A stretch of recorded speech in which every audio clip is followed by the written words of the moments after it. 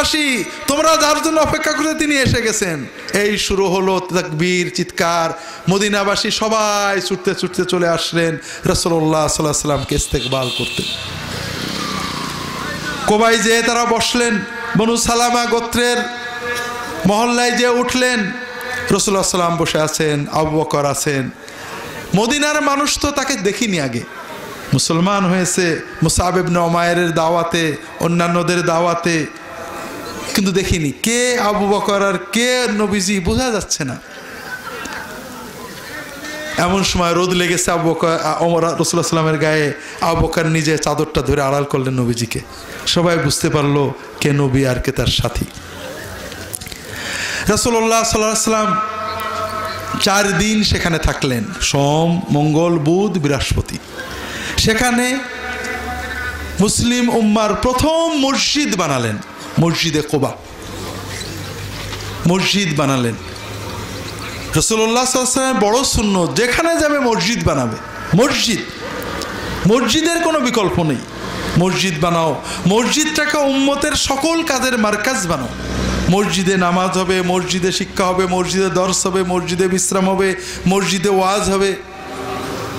আমরা তো মসজিদগুলোকে তালাবদ্ধ করে ফেলেছি, ঠিক না ঠিক? 24 ঘন্টার ভিতরে সর্বোচ্চ 2 ঘন্টা খোলে, বাকি 22 ঘন্টা বন্ধ। কাজেই যারা টাকা দিলেন, টাইলস কিনলেন, তাদের 2 ঘন্টা সওয়াব হবে, 22 ঘন্টা সওয়াব হবে না। আর যদি 24 ঘন্টায় ইবাদত হতো তাহলে কি হতো? 24 ঘন্টায় সওয়াব হতো। তারপরে মসজিদ কমিটির টাকা খরচ করবেন। মাশাআল্লাহ, টাইল কি সুন্দর সুন্দর মসজিদ আপনারা করেছেন মাশাআল্লাহ গ্রামে গঞ্জে, সাধুবাদ। কিন্তু ইমামের জন্য 2টো যোগ্যতা লাগবেই। একটা হলো সস্তা, আর একটা হলো না মানে কথাবার্তা বলতে পারবেন না। যেটা মাঝে মাঝে আপনাদের বলি, সুকুমার রায়ের গল্প, যে সাপের চোখ নেই, নাক নেই, কান নেই, করে না কো ফুসফাস, মারে না কো ঢুসঢাস, নেই কোনো উৎপাত, খাই শুধু দুধ ভাত। এইরকম ইমাম যে দুর্নীতির বিরুদ্ধে বলবে না, পর্দাহীনতার বিরুদ্ধে বলবে না, নাস্তিকতার বিরুদ্ধে বলবে না, যে সুদ ঘুষের বিরুদ্ধে বলবে না, মসজিদের মুসল্লিরা যা বলবে সেই মতো নামাজ বড় মোনাজাত লম্বা করো লম্বা করবে, খাটো করো খাটো করবে, ছোট করো ছোট করবে, মিলাদ পড়ো মিলাদ পড়ো, মিলাদ পড়ো না পড়বে না, ক্যাম করো করবে, করবে না করবে না, যা বলবে তাই শুনবে। যে দাওয়াত দেবে তার বাপের জন্য মায়ের জন্য দোয়াই চলে যাবে, নামাজ পড়েছে না পড়েছে শুনবে না, সুদ খাই কিনা শুনবে না, আরাম খাই কিনা শুনবে না। এইরকম একটা ইমাম চান, ঠিক না ভাই? আর ইমাম যদি নেওয়ার পরেও কোনোভাবে একটু উল্টোপাল্টা বলে, বিনা নোটিশে চাকরি চলে যায়, ঠিক না?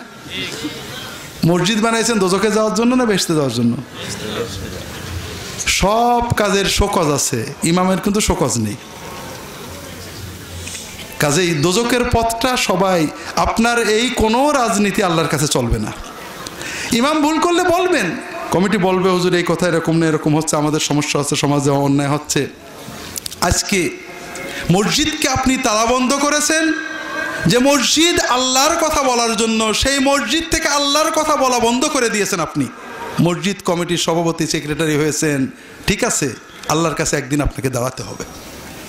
এই উম্মতের লাখ লাখ কোটি কোটি টাকা নিয়ে মসজিদে দিয়েছেন, আপনার টাকা আপনি দিয়েছেন, কিন্তু এর হিসাব আল্লাহর কাছে আপনাকে দিতে হবে। আমরা যারা মুসল্লি আমাদেরকেও দিতে হবে, কেন আমরা আমাদের টাকা দিয়ে মসজিদ হয়েছে। মসজিদ শুধু তেলে টাইলসের জন্য হয়নি, মসজিদ আল্লাহর কথা বলার জন্য হয়েছে। কোনো আলেম ইমাম কথায় ভুল হলে তার আলোচনা আছে, মসলা আছে, ফতোয়া আছে, আলেমদের থেকে মত নেওয়া হতে পারে, কিন্তু বিনা নোটিশে আপনি তাকে খেদিয়ে দেবেন আর সেই মসজিদ কমিটির খেদমত করে আপনি আল্লাহর কাছে যাবেন, এই চিন্তা করার কোনো সুযোগ নেই।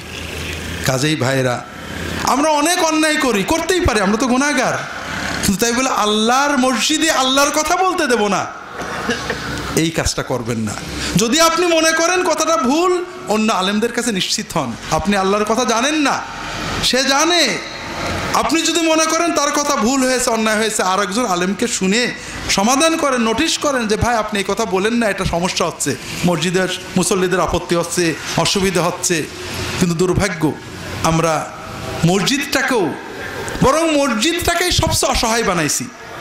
ডিসি সাহেব, মন্ত্রী সাহেব, এমপি সাহেব, অমুক ব্যবসায়ী কত কথা বলে, ব্যবসায়ী আওয়ামী লীগেরও চাঁদা দেয়, বিএনপিরও চাঁদা দেয়, কোনো সমস্যা হয় না।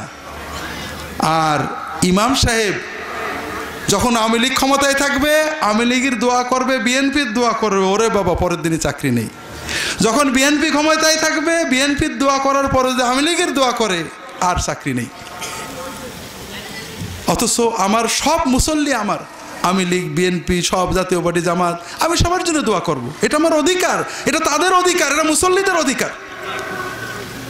তো যাই হোক, যেটা বলছিলাম ভাইরা, রাসূলুল্লাহ সাল্লাল্লাহু আলাইহি ওয়াসাল্লাম মসজিদ বানালেন। আপনাদের মসজিদগুলোর জন্য, মুসলমানদের জন্য শিক্ষা আছে।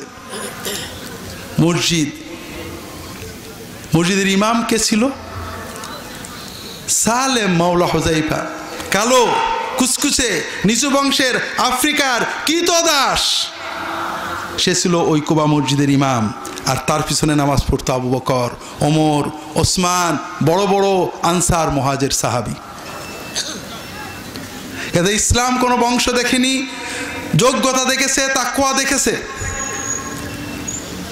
সেই কালো নাকবোসা গালকাটা বাপ বংশ পরিচয়হীন, যার বাপের নাম কেউ জানে না, যার মালিকের নামে যার পরিচয়, তাকে কোবা মসজিদের ইমাম বানানো হয়েছে।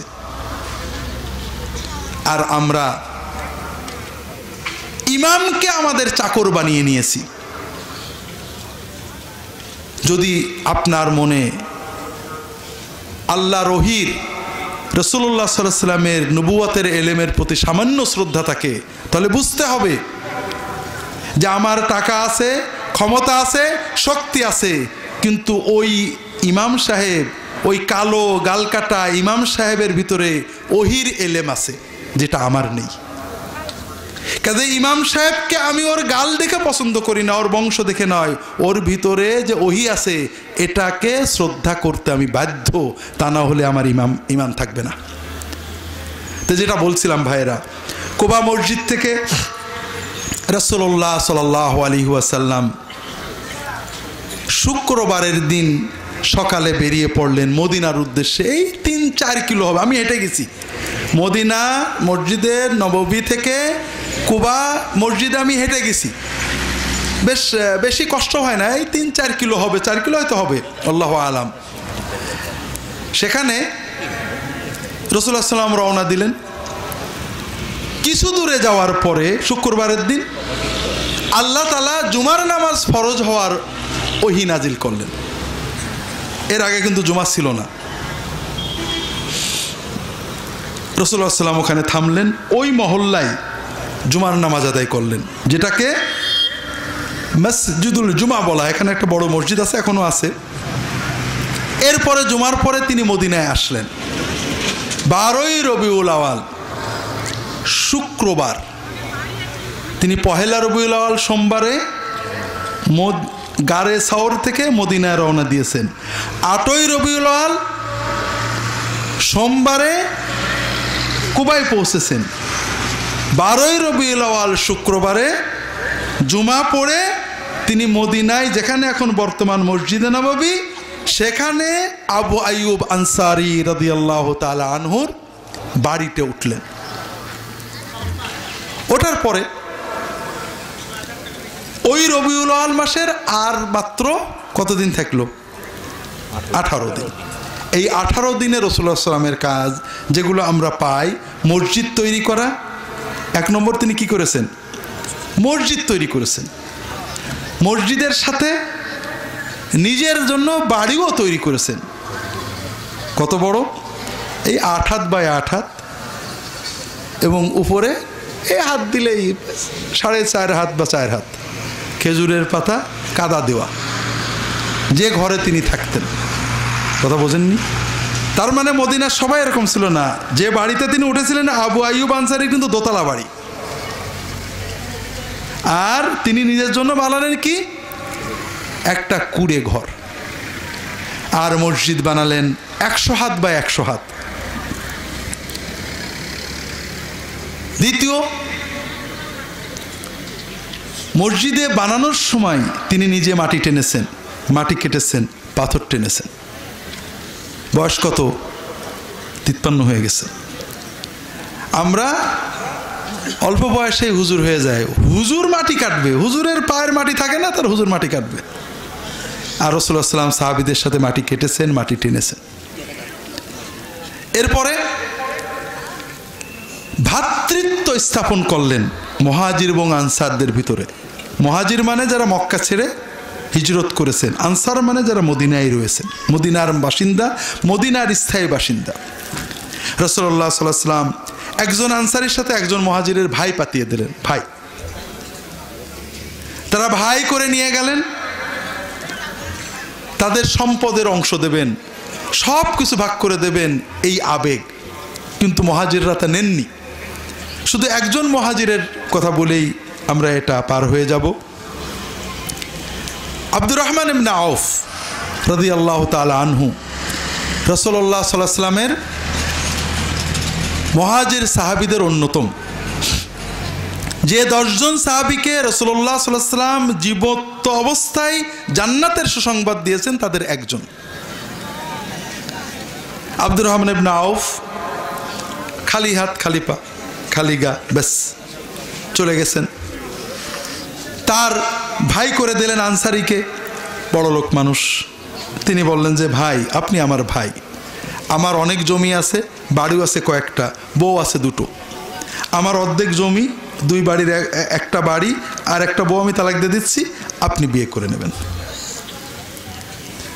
ভাই তো অসহায়, খালি হাতে চলে এসেছেন। তখন আমি যদি হতাম, মাশাআল্লাহ, আপনার আল্লাহ ভালো করুক, মাশাআল্লাহ, আল্লাহ জাযাকাল্লাহু খায়রান। আব্দুর রহমান ইবনে আউফ বলছেন, বারাকাল্লাহু ফি মালিকা ওয়া আহলিকা ওয়া বাইদারিক, আল্লাহ আপনার সম্পদ, আপনার বাড়িঘর, আপনার স্ত্রী সন্তানদের বরকত দিক, আমার কিচ্ছু লাগবে না।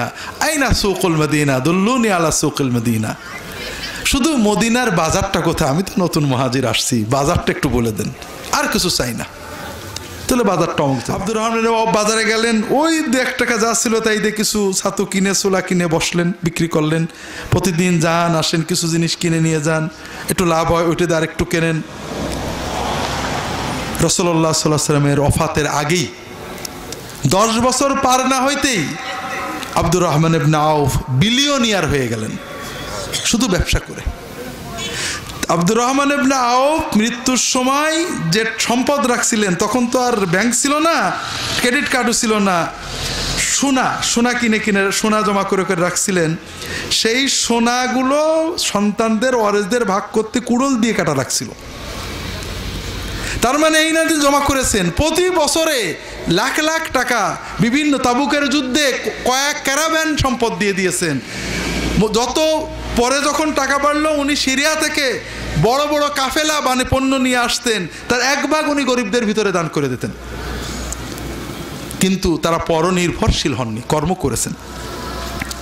হাজেরিন, রবিউল আউয়াল মাস এর পরে রাসূলুল্লাহ সাল্লাল্লাহু আলাইহি ওয়াসাল্লামের জীবনে 10 বার আসছে, বিভিন্ন যুদ্ধ, জিহাদ, সন্ধি, অনেক কিছু হয়েছে। সর্বশেষ রবিউল আউয়াল মাসে রাসূলুল্লাহ সাল্লাল্লাহু আলাইহি ওয়াসাল্লাম ইন্তেকাল করেন, ওফাত হলো, মৃত্যুবরণ করেন। আমরা আল্লাহ তাআলার কাছে দোয়া করি, যে কথাগুলো বললাম, শুনলাম, এগুলো আল্লাহ তাআলা আমাদেরকে পালন করার তৌফিক দান করুন, আমিন। আমাদের জীবনকে আল্লাহ তাআলা আল্লাহ এবং রাসূলুল্লাহ সাল্লাল্লাহু আলাইহি ওয়াসাল্লামকে কেন্দ্র করে আবর্তিত হওয়ার ব্যবস্থা করে দিন। আমরা আল্লাহর ইবাদত করি, আল্লাহমুখী হই। সকল কাজ ভাইরা আল্লাহর সাথে বিজনেস করবেন। আমি এটাকে সব শান্তি বরকতের সবচেয়ে বড় জিনিস হিসেবে পেয়েছি। আমার স্ত্রীর কাপড় কিনবো, আমার বাজার করব, মেহমানের খাওয়াবো, হুজুরের টাকা দেব, প্রত্যেক কাজে আমার চিন্তা থাকবে আল্লাহ দেখছে, আল্লাহ যেন খুশি হয়। কথা কি বুঝতে পেরেছেন? বউয়ের শাড়ি কিনবেন, আল্লাহ, বউয়ের শাড়ি কিনা আল্লাহ আমার জন্য ইবাদত বানিয়েছেন, একটা সুন্দর শাড়ি কিনলে আল্লাহ খুশি হবেন, আমি একটা শাড়ি কিনে নিয়ে যাই, আল্লাহ যেন সওয়াব দেয়। নিয়ে গেছেন, বউ বেজার হয়েছে, কি কিনোছো, রাগ করেছে, কিনতে গেলে কেন, আপনার কষ্ট লাগবে না, আমি তো আল্লাহর জন্য কিনছি। শুকরিয়া দিয়েছে, থ্যাংক ইউ দিয়েছে, কোনো অসুবিধে নেই, আপনার সওয়াব কমবে না। কমবে নাকি? আপনার পুরো কাজটা ইবাদত হয়ে গেল।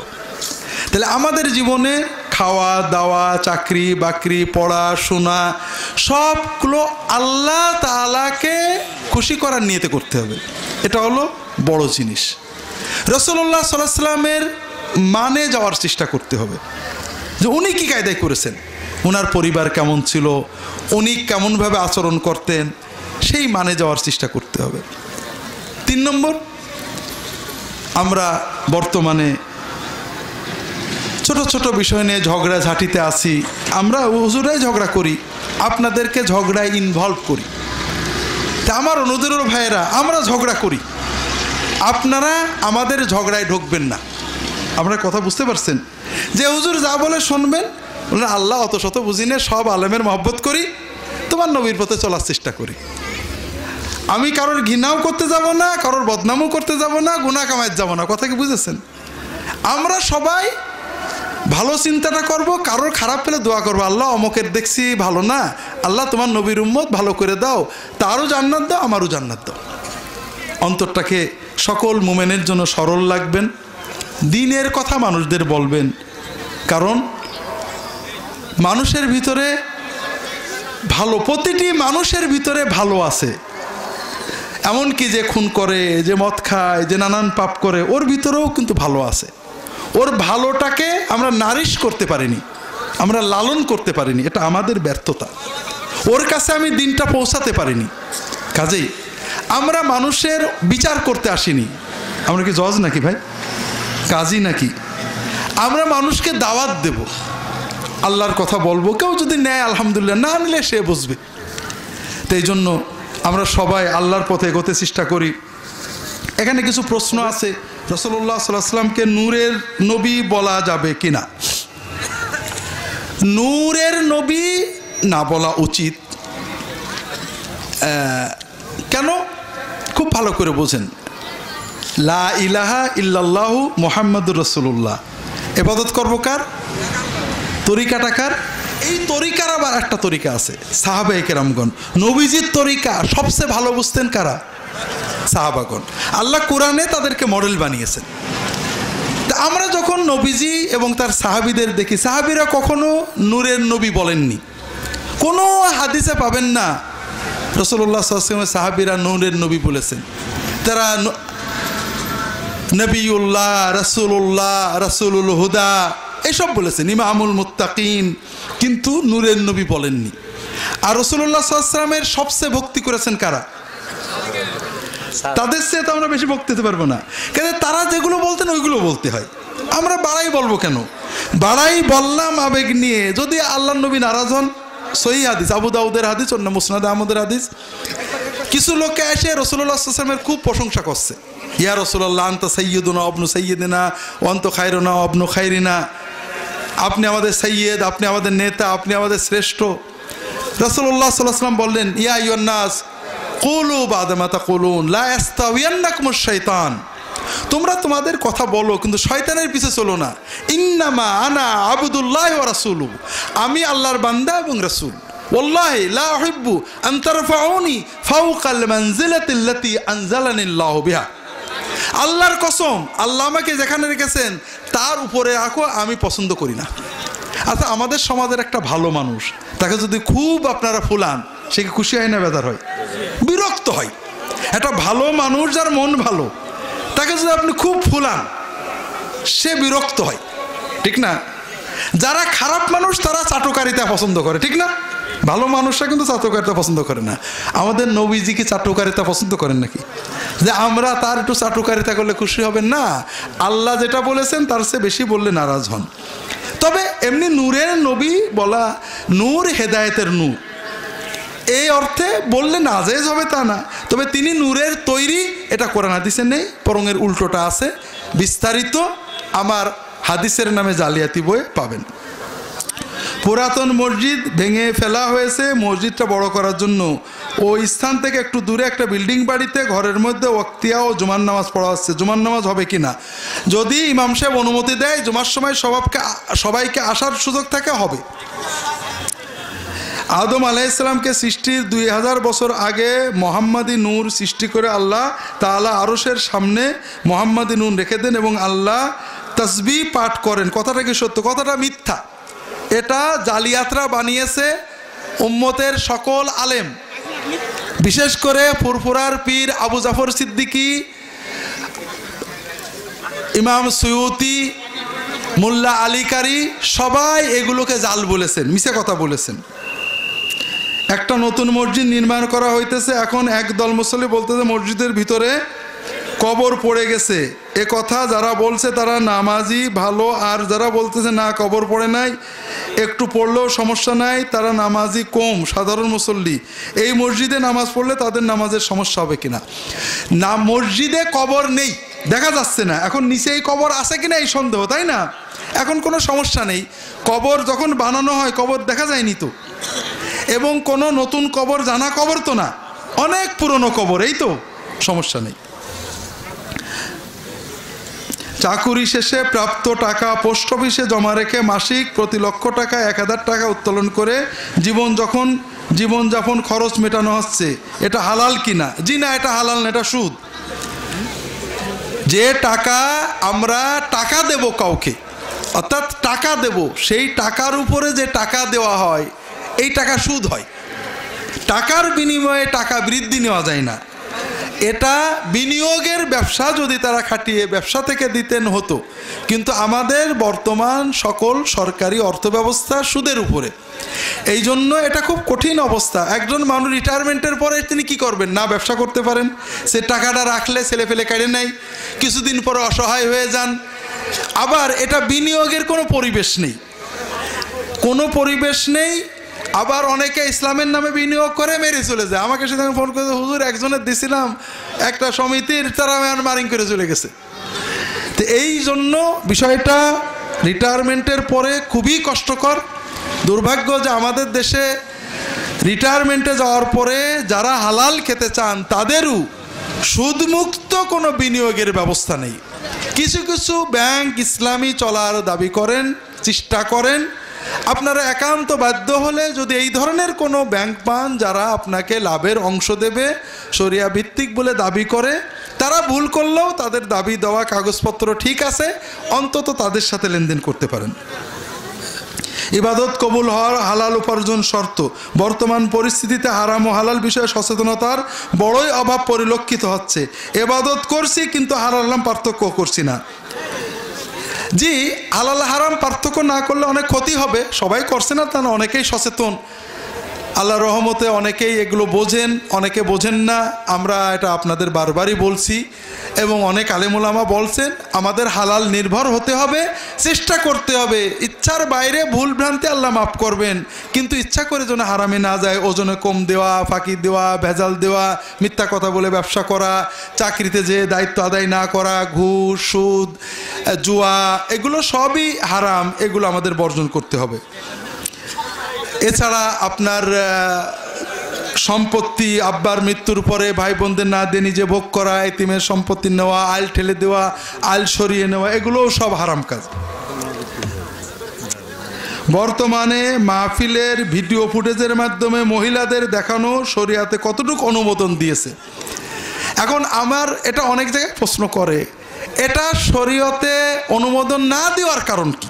আমাদের শরীয়তে নাজেজ হওয়ার কারণ কি? অনেকেই আমাদের সমাজে, বিশেষ করে আলেম দিনদার মানুষেরা, এটাকে যেমন অনেক জিনিস এসছে, বড় জিনিস আমরা জায়েজ করে দিছি। এখানে অনেকে মনে করেন পুরুষদের জন্য যেমন মেয়েদের মুখ দেখা নাজেজ, মেয়েদের জন্য পুরুষদের মুখ দেখা নাজেজ, এইরকম একটা চিন্তা করেন, আলেমরাও করেন। তারা এর জন্য একটা হাদিসও বলেন। তবে মুশকিল হলো, আমার প্রথম প্রশ্ন হলো, আপনারা কি হাদিসের মসলা চান না মাযহাবের মসলা চান? হানাফি মাযহাবের প্রত্যেক কিতাবে একেবারে আবু হানিফার ছাত্র মোহাম্মদ ইবনে হাসান আশ-শাইবানী রাহিমাহুল্লাহ, তার থেকে, তার মাফসুদ কিতাব থেকে শুরু করে কুদরি হয়ে স্বামী পর্যন্ত, আলমগিরি, সব কিতাবে আছে যে কোনো মহিলা, যে কোনো পুরুষের নাভি থেকে হাঁটু পর্যন্ত স্থান ছাড়া বাকি পুরো দেহ উন্মুক্ত দেখতে পারবেন, এটাতে কোনো নাজায়েজ হবে না। তবে কোনো মহিলার যদি মনে খারাপ লাগে, বাজে চিন্তা আসে, তিনি চক্ষু সংযত করবেন, কিন্তু এটা দেখানো নাজায়েজ না। হাদিস যারা বলেন, রাসূলুল্লাহ সাল্লাল্লাহু আলাইহি ওয়াসাল্লাম তার স্ত্রীদেরকে বলছিলেন, ও নাই অন্ধ, তোমরা কি অন্ধ? এ হলো এক হাদিসের মাসলা। প্রথম কথা হলো, আমরা হানাফি, আমরা আহলে হাদিসে যাবো কেন? মাযহাবে আছে আবার হাদিস কোজেন কে? আবার তাই যদি কোজেন তো রফাদানি গলে রাগ করেন কে? নাকি সুবিধা মতো আহলে হাদিস? হ্যাঁ, সুবিধা হলে আহলে হাদিস, সুবিধা হলে হানাফি। সেদিন একজন বলছে যে একটা হুজুর যখন তার বেদাত প্রতিষ্ঠা করবে তখন একেবারে নিজে বড় মুজতাহিদ, আমাদের মাযহাবে নেই, আবু হানিফা বলেননি, কোনো আলেম বলেননি, তিনি আন্দাজে বলে যাচ্ছেন কোরআন হাদিস বিকৃত করে। আর যখন আহলে হাদিস ঠেকাতে হবে তখন একেবারে কট্টর হানাফি হয়ে গেল। কথাটা হলো যে হাদিস শরীফে আসছে রাসূলুল্লাহ সাল্লামের দুজন স্ত্রী ছিলেন, একজন অন্ধ এসেছে, তিনি বললেন তোমরা ওদিকে যাও। তারা বললেন ও তো অন্ধ, বলে তোমরা তো অন্ধ না। এই হাদিস একটা হাদিস, এর সাথে অন্য হাদিস আছে, সেটা হলো রাসূলুল্লাহ সাল্লাম স্ত্রীদের খাস পর্দা ছিল, ওনারা আড়ালে থাকা শর্ত, কথা বলতেও আড়ালে, বোরকা সহ আড়ালে থাকতে হবে। এই যে পুরুষ অন্ধ আসছিলেন আব্দুল্লাহ ইবনে উম্মে মাকতুম, এর বাড়িতে রাসূলুল্লাহ সাল্লাল্লাহু আলাইহি ওয়াসাল্লাম ফাতেমা বিনতে কায়েসকে ইদ্দত পালন করতে বলেন, যে ও তো চোখে দেখে না, তুমি উন্না খুলে ওর বাসায় থাকতে পারবা। তাহলে বোঝা গেল ফাতেমা বিনতে কায়েস ওর বাড়িতে ইদ্দত পালন করলেন, তার দেখলেন, এটা রাসূলুল্লাহ সাল্লাল্লাহু আলাইহি ওয়াসাল্লাম আপত্তি করেননি। এটা শুধু রাসূলুল্লাহ সাল্লাল্লাহু আলাইহি ওয়াসাল্লামের বিবিদের জন্য খাস পর্দা ছিল। এছাড়া ফুকাহারা এটা এইভাবেই বলেছেন। এখানে একটা মূলনীতি আছে, সেটা হলো যা দেখা হারাম তা ঢাকা ফরজ, যা খোলা জায়েজ তা দেখা জায়েজ। মেয়েদের পুরো ঢাকা ফরজ, এই জন্য পুরোটাই দেখা হারাম। আমাদের এইটুকু ঢাকা ফরজ, এইটুকু দেখা হারাম, বাকিটা খোলা জায়েজ, দেখাও জায়েজ, সবার জন্যই। তো এই জন্য যারা বলেন যে মেয়েদের জন্য পুরুষদের দিকে তাকানো হারাম, না জায়েজ, একটু পড়াশুনো করবেন, ফিকহ কি বলে, হাদিস কি বলে, হাদিসের ব্যাখ্যায় আলেমরা কি বলেছেন, এর বিপরীতে কি হাদিস আছে। আমার একটা বই আছে পোশাক, পর্দা ও দেহসজ্জা, এ বইয়ে এই হাদিসটা এবং এর সাথে প্রাসঙ্গিক ফুকাহায়ে কেরামের মতামত বিস্তারিত আলোচনা করা আছে। কোরআন পাকে মধু ও কালোজিরা সম্পর্কে উল্লেখ আছে? জি না, কোরআন পাকে কালোজিরা নেই। মধু কালোজিরা সকল রোগের মুক্তি দেয়, তাহলে আমরা ডাক্তারের নিকট যাই কেন? মুসলমানদের ইমান কোনটা সঠিক, শুধু কালোজিরে নাকি ডাক্তার? প্রথম কথা হলো মুসলমানদের ইমান ডাক্তার, কারণ মুসলমানদের নবী মুহাম্মদ রাসূলুল্লাহ সাল্লাল্লাহু আলাইহি ওয়াসাল্লাম বলেছেন যে কোনো রোগ হলে চিকিৎসা করবা, ডাক্তারের কাছে যাবা। মা আনজালাল্লাহু মিন দা ইল্লা আনজালাল্লাহু দাওয়া, আল্লাহ যত রোগ নাজিল করেছেন তত ঔষধও দিয়েছেন, কাজেই ডাক্তারের কাছে যাওয়া, চিকিৎসা করা রাসূলুল্লাহ সাল্লাল্লাহু আলাইহি ওয়াসাল্লামের নির্দেশ। কালোজিরের কথা কোরআনে নেই, মধুতে আছে ফিহি শিফাউল লিন্নাস, মধুর ভিতরে কিছু চিকিৎসা আছে, সব রোগের চিকিৎসা না, সব রোগের উপকার আর সব রোগের চিকিৎসা এক না। কথা হলো মধুতে যে উপকার আছে ডাক্তাররাও জানেন, মধু সবচেয়ে শ্রেষ্ঠ অ্যান্টিবায়োটিক, মধুর খাইলে উপকার, লাগালে উপকার, কিন্তু কথা হলো ছানার ভিতরে অনেক উপকার, ডিমের ভিতরে অনেক উপকার। একজন হার্টের রোগীকে খুব ছানা আর ডিম খাওয়ালেন, এটা ডিমের দোষ না রোগের দোষ? কথা বলছেন না? তো কথা হলো মধু এবং কালোজিরা এগুলো উপকারী, আপনি নিয়মিত কালোজিরা খাবেন, নিয়মিত মধু খাবেন, এটা ভালো, কিন্তু এটা ঔষধ না, এর ভিতরে উপকার আছে, শেফা আছে। আল্লাহ রসুল সাল্লাল্লাহু আলাইহি ওয়াসাল্লাম কখনোই রোগ ব্যাধিতে শুধু মধু আর কালোজিরের উপর নির্ভর করেননি, তিনি নিজে চিকিৎসা করিয়েছেন এবং চিকিৎসার পরে পথ্যও করিয়েছেন, খাওয়া দাওয়া সাবধান করেছেন, যে রোগ থেকে উঠেছে তাদের খাওয়া দাওয়া সাবধান করতে বলেছেন। বরং ঝাড়ফুঁকের আপত্তি আছে, তাবিজের আপত্তি আছে, চিকিৎসার নির্দেশ দেওয়া আছে না। এই জন্য আমরা মধু কালোজিরে নিয়মিত খাবেন, রোগ ব্যাধিতে চিকিৎসা করাবেন। অপমৃত্যু কি আল্লাহর হুকুম? কথা হলো অপমৃত্যু বলতে অ্যাক্সিডেন্ট ইত্যাদি, আল্লাহ অতীত বর্তমান ভবিষ্যৎ সব জানেন। আল্লাহ আমাদেরকে ইচ্ছা শক্তি দিয়েছেন, তবে আল্লাহ জানেন আমার ইচ্ছা শক্তি কীভাবে ব্যবহার করব। কোন ব্যক্তি তার ইচ্ছা শক্তি কীভাবে ব্যবহার করে মৃত্যুবরণ করবে এটা আল্লাহ জানেন, তবে প্রত্যেকে তার ইচ্ছা অনুযায়ী শাস্তি পাবেন। যেমন একজন গাড়ি চাপাই দিয়ে একজনের মেরে ফেললো, গাড়ি চাপার তার যতটুকু ইন্টেনশন, যতটুকু অবহেলা, ততটুকু পাপ হবে এবং দুনিয়ার আইনে তার শাস্তি হবে। কিন্তু আল্লাহ জানতেন যে অমুক লোক অমুক বাবারা অবহেলা করে জেনে অথবা না জেনে অমুক লোকটাকে চাপা দেবে। এটা আল্লাহর এলেম। এই জন্য আল্লাহর এলেম সব আছে। মানুষ তার নিজের ইচ্ছা অনিচ্ছা অবহেলার জন্য শাস্তি পাবে। যেমন আপনি প্ল্যান করেছেন একজনকে মারবেন, গুলি করেছেন, লাগেনি, আপনার গুনাহ পুরোই হয়ে যাবে। আপনি সিদ্ধান্ত নিয়েছেন, চেষ্টা করেছেন। আর আপনি পাখিকে গুলি করতে গেছেন, পাখি থেকে মেরেছেন, পাখি উড়ে গেছে, একটা লোক ওখানে মুখ বের করেছে, মুখে গুলি লেগে মারা গেছে। আপনি গুনাহ হবে না, কিন্তু একটা প্রাণ হত্যার জন্য আপনাকে দুনিয়াবেই কিছু ক্ষতিপূরণ দিতে হবে। আমরা বাংলাদেশের মানুষ মুসলমান দাবি করি, ইসলাম আমাদের ভিতরে কোথাও নেই। মনে করেন আমাদের একজন ড্রাইভার বিশ্ববিদ্যালয়ে একটা ছাত্রকে অ্যাক্সিডেন্টে মেরে ফেললো, জানেন না? মেরে ফেললো। মেরে ফেলার পরে আমরা কি করলাম? বিশ্ববিদ্যালয়ে গাড়ি পুড়িয়ে দিলাম। এটা নিশ্চয় ইসলাম, যেহেতু ইসলাম বিশ্ববিদ্যালয় হয়েছে। বিষয়টা হলো, এটা কেন ঘটে জানেন? আমাদের সমাজে এটা ঘটে ইসলাম না থাকার কারণে। আমরা যদি আজকে দেশে ইসলাম থাকতো, যে কোনো গণপিটনি হবে না, কোনো মার হবে না, কোনো বেআইনি হবে না, যে যার ভুলে মানুষটা মারা গেছে, মানুষ তো মারা গেছে, আমরা তো আর 10 জনকে মেরেও তাকে ফেরত পাবো না।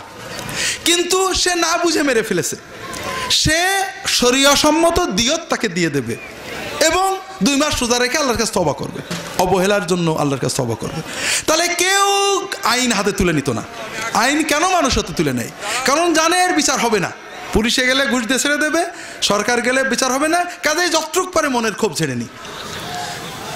অথচ ইসলাম কি সুন্দর ব্যবস্থা দিয়েছে যে তোমার ভুলে একটা মানুষ মারা গেছে, তুমি দাঁড়াও, শরীয়তের বিচারে তোমার যতটুকু ভুল আছে ওর যতটুকু ভুল আছে বিচার হবে। তোমার যতটুকু ভুল সেই পরিমাণ ক্ষতিপূরণ, সেই কয় লক্ষ টাকা ওকে দিতে হবে। এবং সেটা তুমি না, তোমার ইন্স্যুরেন্স, তোমার সমাজ এটা দিতে বাধ্য, তোমার রাষ্ট্র এটা তোমার পক্ষ থেকে দিতে বাধ্য। তো এই দিয়াত আকেলা ব্যবস্থা যদি থাকতো, তাহলে আজকে এই যে ছাত্রটা মারা গেছে, দুর্ভাগ্য, ওই ছেলেটার লাশ পড়ে থেকেছে সন্ধ্যা বিকেল পর্যন্ত, ভ্যানের উপরে পড়ে থেকেছে। আমরা বিশ্ববিদ্যালয়ের কর্তৃপক্ষ যাইনি, ছেলেরা আইন হাতে তুলে নিয়েছে। একটা অন্যায়ের প্রতিবাদে 1000 অন্যায় করেছে এবং কেউ কোনো বিচার পায়নি, পেয়েছে। তা আমরা যদি আচরণে আখলাকে চেতনায় মুসলমান হতাম, নামাজ পড়িনি আল্লাহ মাফ করবে, মদ খেয়েছি আল্লাহ মাফ করবে, কিন্তু মানুষ মেরে ফেলেছি, আমি যদি তার দিয়তটা না দিই আল্লাহ মাফ করবে না? আমার অবহেলা, আমার উস্কানিতে, আপনারা অনেকেই বুড়ো হলে আল্লাহর পথে আসেন, আমার উস্কানিতে, আমার অবহেলায় 30টা গাড়ি পুড়েছে। আমি বুড়ো হয়ে লাখ লাখ টাকা আল্লাহর পথে ব্যয় করলেও ওই 30টা গাড়ির মালিকের ক্ষতিপূরণ হবে না। কাজেই আমাদের একটু সচেতন হতে হবে ভাইয়েরা। আল্লাহ আমাদের হেফাজত করুন, আমিন। এখন মুক্তাসার দোয়া হবে ইনশাআল্লাহ। আল্লাহুম্মা সাল্লি আলা মুহাম্মাদিন নবিয়্যিল উম্মি ওয়া আলা আলিহি ওয়া আসহাবিহি আজমাইন। لا إله إلا أنت سبحانك إني كنت من الظالمين. اللهم صل على محمد النبي الأمي وعلى آله وأصحابه أجمعين. আয় আল্লাহ, আমরা কিছু গুনাহগার মানুষ হাতগুলো তুলেছি, আল্লাহ আপনি ফিরিয়ে দেবেন না। আল্লাহ আল্লাহ এই মাহফিলটাকে আপনি কবুল করে নেন। আল্লাহ আল্লাহ যারা যে নিয়েতে মাহফিলের আয়োজন করেছেন, উদ্যোগ নিয়েছেন, কষ্ট করেছেন, প্রচার করেছেন, শরিক হয়েছেন, কথা দিয়ে, কাজ দিয়ে, প্রচার দিয়ে, সহযোগিতা দিয়ে, পরামর্শ দিয়ে, উৎসাহ দিয়ে, আল্লাহ যারা উপস্থিত হয়েছেন, আল্লাহ আমাদের সকলকে আপনি দয়া করে কবুল করে নেন। আল্লাহ আমাদের ভুল ত্রুটি মাফ করে আমাদের আসা যাওয়া, সহযোগিতা, অংশগ্রহণ কবুল করে নেন। আল্লাহ আমাদের গুনাহগুলো মাফ করে দেন। আল্লাহ আমাদের আব্বা আম্মা, দাদা দাদি, আত্মীয় স্বজন যারা কবরে চলে গেছেন তাদের সবাইকে মাফ করে দেন। আল্লাহ আল্লাহ যারা আমাদের আপনজন আব্বা আম্মা আত্মীয় স্বজন বেঁচে আছেন, আল্লাহ তাদেরকে সুস্থতাময়, নেক আমলময়, বরকতময় হায়াত দান করেন। আল্লাহ তাদের খেদমতের তৌফিক আমাদের দান করেন। আল্লাহ আল্লাহ যারা আমরা হাতগুলো তুলেছি তাদের জীবনের গুনাহগুলো মাফ করে দেন। আল্লাহ কষ্টগুলো দূর করে দেন। আল্লাহ আল্লাহ সারা জীবন জীবনের সকল গুনাহ থেকে তওবা করছি আল্লাহ আপনি মাফ করে দেন আল্লাহ, বাকি জিন্দেগি গুনাহ থেকে বেঁচে থাকার তৌফিক দান করেন আল্লাহ। আয় আল্লাহ আমরা গুনাহগার, বিশেষ করে বাংলাদেশের মুসলমানরা অনেক গুনাহ করেছে, আপনার গজব এসেছে আল্লাহ, আমাদের দেশ থেকে আমাদের গজব তুলে নেন আল্লাহ। আল্লাহ শান্তি দেন আল্লাহ, আল্লাহ আমাদেরকে শান্তি দেন আল্লাহ, সবাইকে সঠিক বিষয় বোঝার তৌফিক দান করেন আল্লাহ। আল্লাহ আমরা তো বড় কষ্ট পাই আল্লাহ, আল্লাহ আমাদের রাজনৈতিক নেতৃবৃন্দকে বোঝার তৌফিক দেন যে এই জাতিকে নিয়ে খেলতে হয় না, সবাই ক্ষমতায় থাকবে, সবাই চলে যাবে, কিন্তু আমরা তো মরে যাই আল্লাহ। আল্লাহ আমাদের জন্য শান্তি বরাদ্দ করে দেন আল্লাহ। আল্লাহ যারা শান্তি থেকে অশান্তির কারণ হয়েছেন আল্লাহ আপনি তাদেরকে হেদায়েত করে দেন আল্লাহ, আল্লাহ তাদেরকে হেদায়েত করে দেন আল্লাহ। আল্লাহ যদি হেদায়েত আপনার বরাদ্দ না থাকে আল্লাহ, তাদের তকদিরে নসিব না থাকে আল্লাহ, তাদেরকে বাদ দিয়ে যেন আমরা শান্তি পাই সেই ব্যবস্থা করে দেন আল্লাহ। আল্লাহ আমাদের উম্মতকে শান্তি দেন আল্লাহ। আপনার ওলিরা দেশে দিনের নিয়ামত দিয়েছিলেন আল্লাহ, তারা দাওয়াত দিয়েছিলেন, আমরা মুসলমান হয়েছিলাম আল্লাহ। আল্লাহ এই নিয়ামতটাকে আপনি তুলে নেবেন না আল্লাহ। কিয়ামত পর্যন্ত আমাদের আওলাদদের জন্য, আমাদের উত্তরসূরিদের জন্য, উত্তর পুরুষদের জন্য এদেশে ঈমান ইসলামকে হেফাজত করবেন আল্লাহ। আল্লাহুম্মা ইয়া যাল জালালি ওয়াল ইকরাম, আমাদের উত্তর পুরুষেরা যেন এদেশে ঈমান ইসলাম, পর্দা দাড়ি টুপি নিয়ে বেঁচে থাকতে পারে, মাদ্রাসা মসজিদগুলো নিয়ে বেঁচে থাকতে পারে, সেই ব্যবস্থা আপনি করে দেবেন আল্লাহ। আল্লাহুম্মা ইয়া যাল জালালি ওয়াল ইকরাম ইয়া আরহামার রাহিমিন, আমাদের সবাইকে আপনার সন্তুষ্টির পথে চলার তৌফিক দান করেন আল্লাহ। রব্বানা লা তুযিগ কুলুবানা বা'দা ইয হাদাইতানা ওয়া হাব লানা মিন লাদুনকা রাহমাতান ইন্নাকা আনতাল ওয়াহ্হাব। আল্লাহুম্মা সাল্লি আলা মুহাম্মাদিন নাবিয়্যিল উম্মি ওয়া আলা আলিহি ওয়া আসহাবিহি আজমাইন। সুবহানা রাব্বিকা রাব্বিল ইজ্জাতি আম্মা ইয়াসিফুন ওয়া সালামুন আলাল মুরসালিন ওয়াল হামদুলিল্লাহি রাব্বিল আলামিন।